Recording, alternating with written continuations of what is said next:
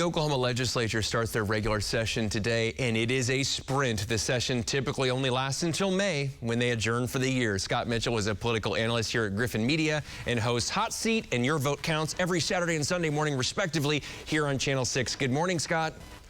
Hey, good morning, Dave. How are you? Good. Let's start with this special session that the governor called last week on income tax cuts. The House passed it, Senate gavelled in and out.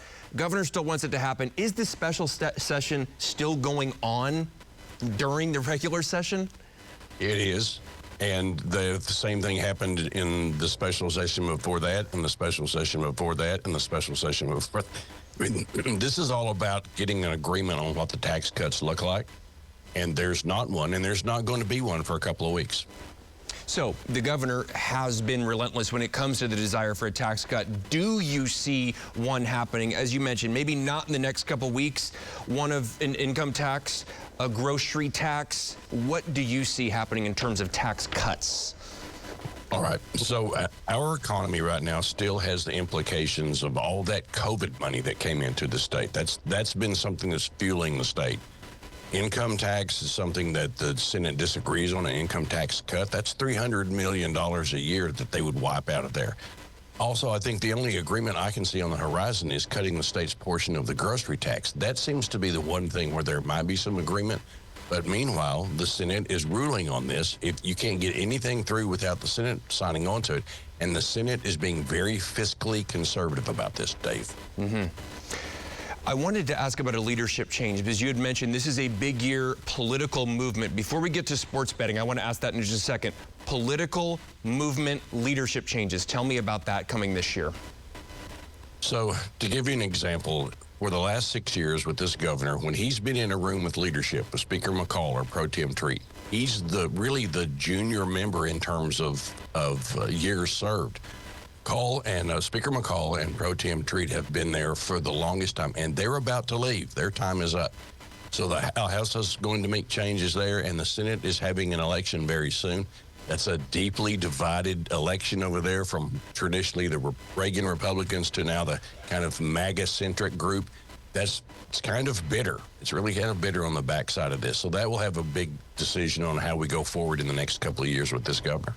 I believe Senator Dom is also term limited as well. That's obviously big player in the Senate. I did want to talk about sports betting. Obviously, this is complicated in Oklahoma, but we know Kansas, it's legal up there. They've released their numbers. $63 million in revenue, $6.3 million going to the state alone last year. That's in Kansas. Sports betting, is that going to be legalized in Oklahoma? Well, I think the powers that be want to do that, but here's a little wrinkle in this. It's going to take cooperation with the state's tribes to get this done. And you know how that's worked out in the last few years. So I think a lot of people are wanting to move forward on that. It's not on the front burner that I can see, but it's going to be an issue very soon, and it has a lot of revenue potential for the state of Oklahoma. So that's why it will eventually happen. If folks haven't seen Hot Seat or Your Vote Counts, you're talking to lawmakers, current and former decision makers every weekend, every week. What are some of the other priorities for this session that you think have kind of been missed in the coverage?